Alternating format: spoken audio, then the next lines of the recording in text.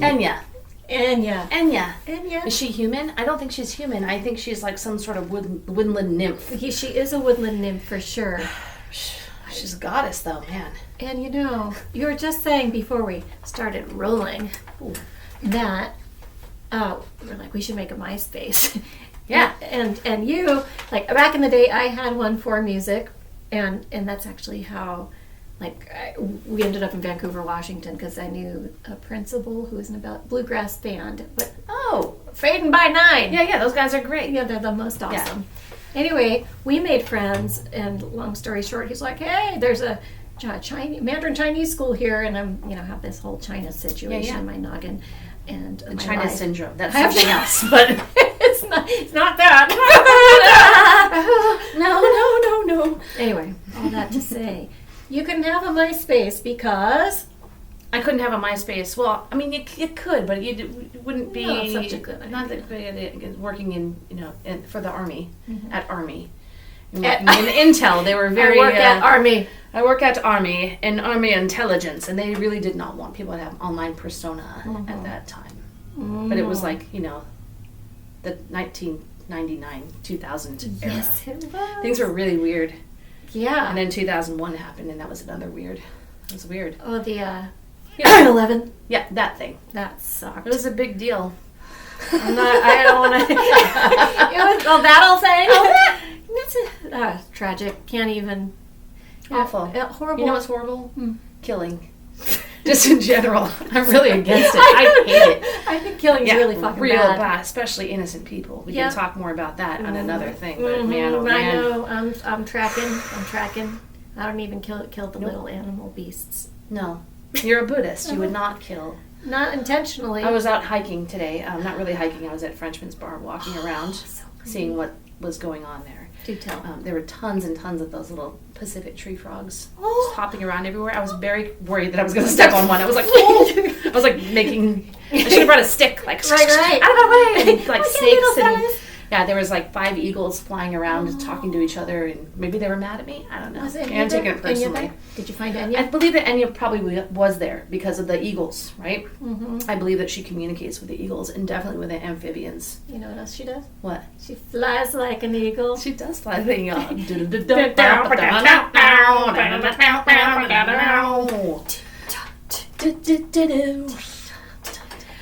What you guys don't know, because you weren't there, or you probably weren't there. Yeah, I mean, we were there. We were there.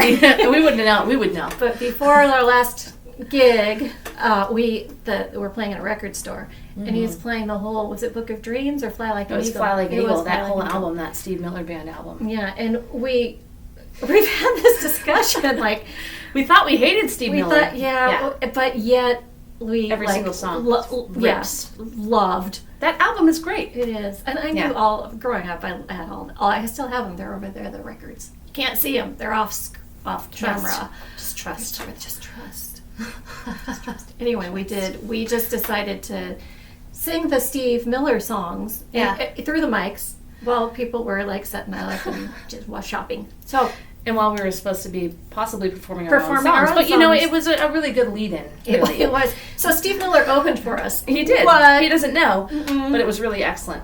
And we did a great job being his backup singers. He would love us. Steve Miller, if you're watching at all, track us down. We love Enya and you. Only 2 things we love. 2 things. Enya, and Steve Miller Band. And Steve Miller Band, kinda. That album, though. Mm-hmm. Not a single dud on that album. No. Perfection. No. But you know what song sucks? Tell me. Abracadabra. You hate it? I ironically and unironically love it. Yeah. Because I like shitty shit like that. I like shitty shit. It.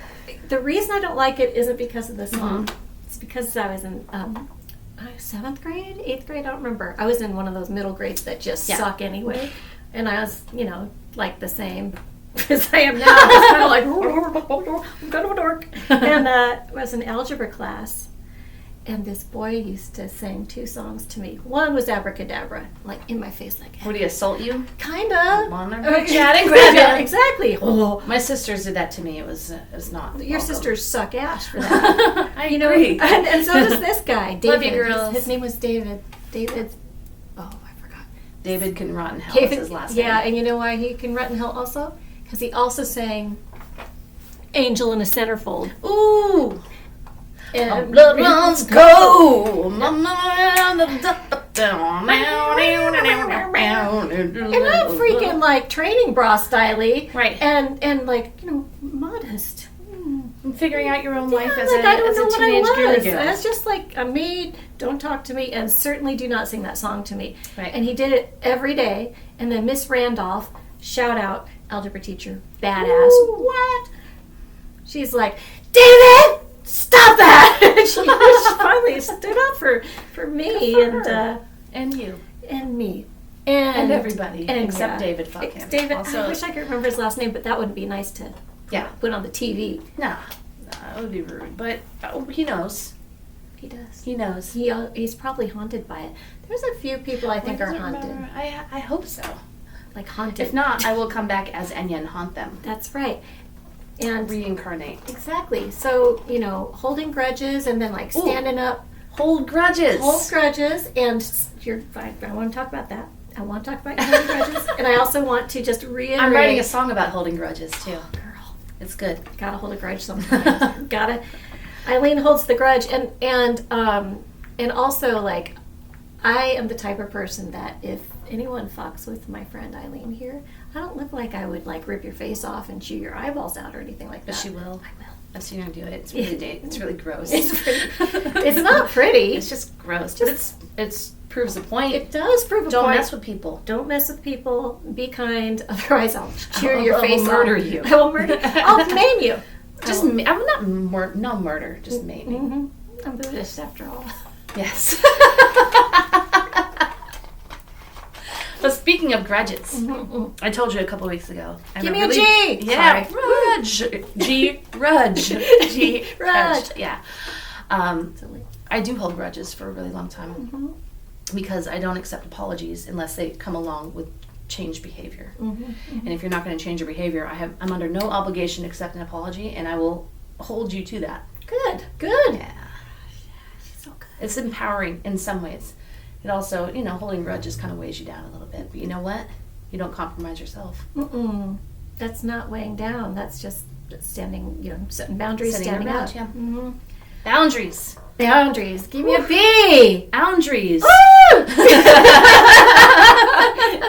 That's our new thing. We have a new thing. It starts right now.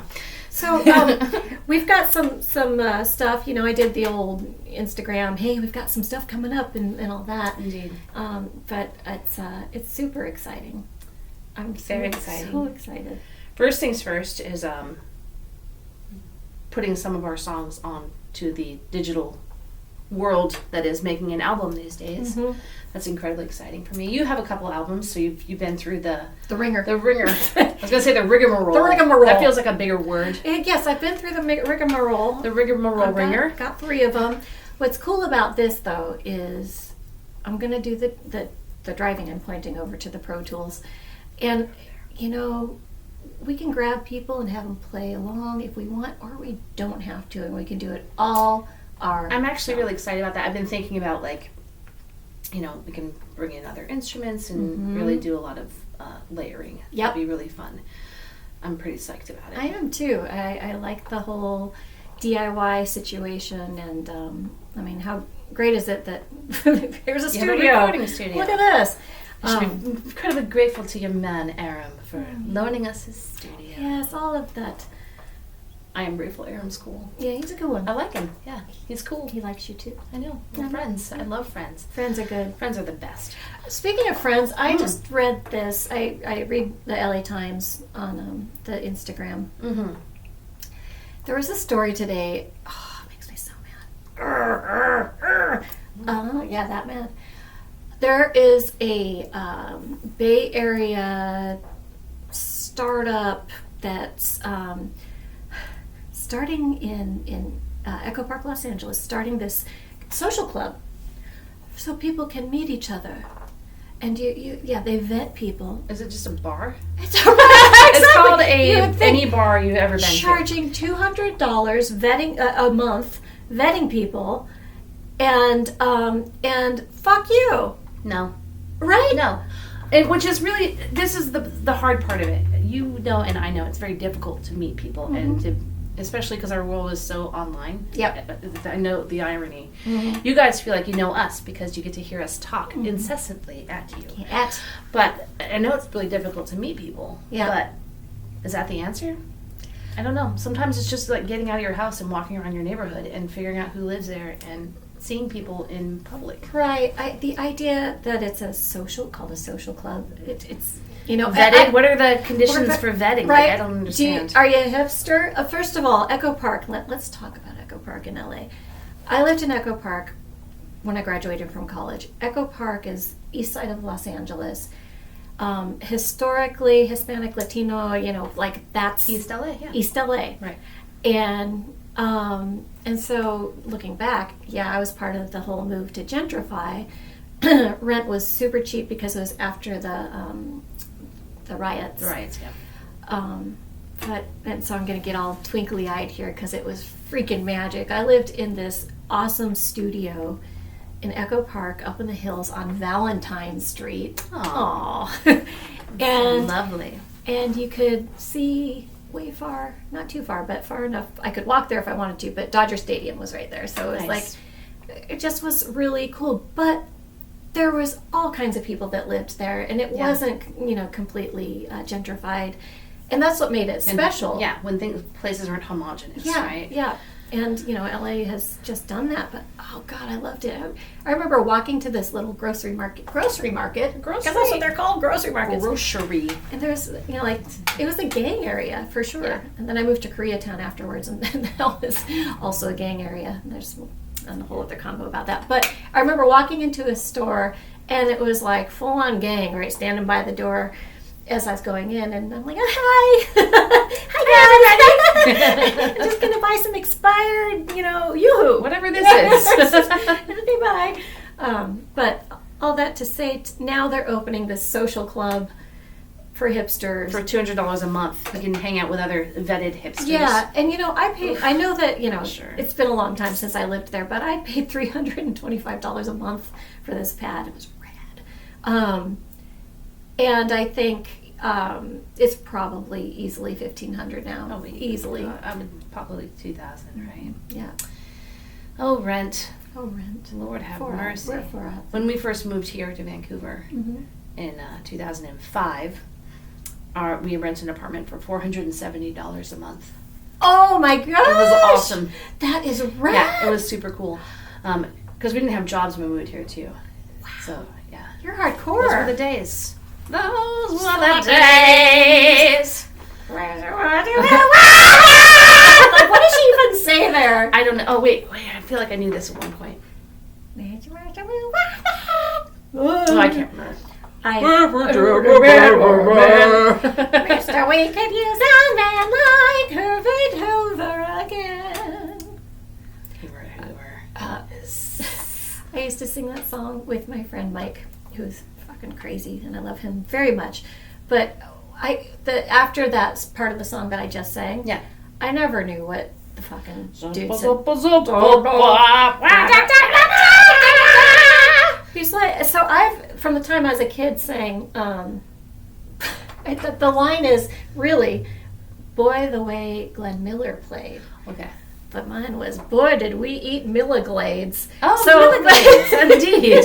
Delicious Milliglades. Mike and I would just call them Milliglades, and then in our minds we're like, well, what is a Milliglade? And I'll tell you what it is. A Milliglade is a tassel on your shoe. Oh, made that up, but now you know. That's what edible tassels on your shoes. Yeah, tassels. Perfect. Shoe tassels, Milliglades. Nice. Not the little plastic ends on your shoelace, because that's something else. They have a very specific name. Oh, do they do, and I can't recall it right now, but it's not nubs. Exist. Nubs. Little plastic nubbies. I lost the plastic nubbies on my shoelace once again. My nubs are missing. My nubs. Has anybody seen my nubs?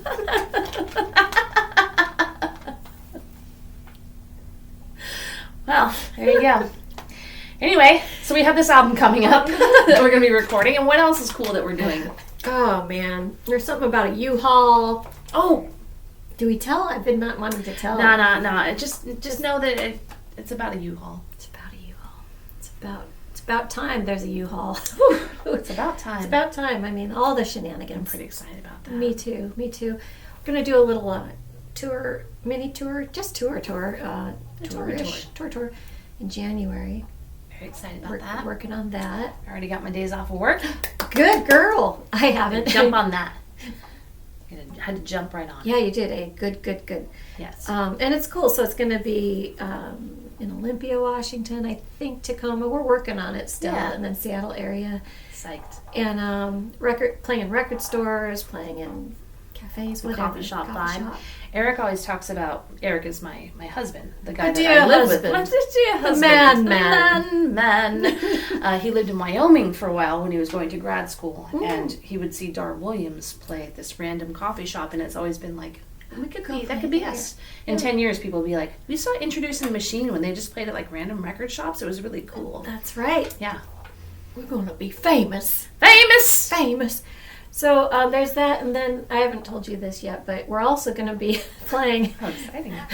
I don't know. My eyes are focused on maybe some Bay Area shows. Done. So I've got some situation there, but I think that for sure LA area. So there's a place called Ojai Underground Exchange. Oh. So that's not technically LA, but it's north of, and it's my friend Bernie Larson runs the joint, and he has played with all kinds of people. He played with David Lindley's band for a long time. I met him at David Lindley's audition when I was 10, and then he years later produced my first album. Awesome. So I was like, we're gonna play there, and it's a really cool space. Right on. And then maybe I'm hopeful that we can do like Tex Lounge if it's still there. It's a cool. It's a French restaurant, the oldest restaurant in LA. Nice. And I used to play there a lot, and I think that'll be very nice. Mm-hmm. Very fun. We'll see. That's so many wanderings for your ladies. Yes, ladies go places. You know. Lady wanderings. Wander through the woods, like looking for Enya.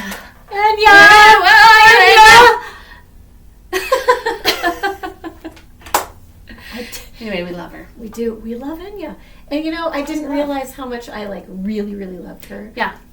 Well, it was the VH1 joke. When VH1 came out, it was all like Enya and Michael Bolton and the Mariah Carey, that kind of like the soft rock. That's what they were. And then they beat out MTV, and now MTV is like not a thing. I don't know what it is. Is VH1 still a thing? I have no know. idea. I don't have the cable. I don't either. I don't think anybody does, to be honest. But no. I know I can watch. Except my dad. Well, there you go. Yeah. Of the silent generation. The silent generation. Okay, so I made a joke, and I think it's very fucking funny. So I'm Gen X. You're Gen X. Just barely. I was raised by two silent generation folks and a boomer. So, step boomer, right? That's funny. Step boomer. Yeah, that's step boomer. So here's the joke. So I have to tell you it's the joke, because if you don't think it's funny, then it's on you. So here's the joke. So my parents, they got a divorce when I was 7 years old, but they didn't tell us. Oh. Because they're the silent generation! Oh! Good one! Oh, my heart. I think it's great, but they actually did tell us. They did tell you? Not only did they tell us. Good, thank you. Yeah, no, they did tell us, and not only that, the day they told us, before they told us, I was playing at the park with my friend, and I had to be back at 3:30 for a family meeting. Indeed. And I told my friend, I said, yeah, I'm going to go home now, and we have a family meeting, and my parents are going to tell us they're getting a divorce. Oh. Mm-hmm. Were you just like being, did you feel like you knew it in your heart? Yeah. And sure enough. That's hard. At 7? Yikes. Yeah, that's not rad. That's not fun. But, hey, trauma. It's a big, heavy sigh. Trauma. Oh, trauma. We all got it. Yeah. We all got it. Yeah. We don't like it. No. We don't want want it anymore. Trauma be gone! Trauma! I want to Enya my trauma out of my life. Enya, does she carry trauma? I don't know. Trauma carries her. Oh, she rides the wave of trauma. It's like the Orinoco flow. Yeah. Sail away, sail away. I love her so much. She's great. Yeah. She's rad. She's great.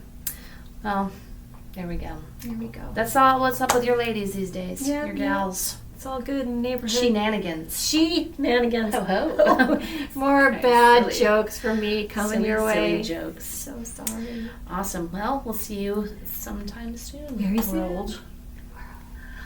That's right. No, I'm kidding. That's- This is our fade this out. is like yeah, like Wayne's World Wayne's fade World. out, right? Yeah. Awesome. And Okay. Bye. bye.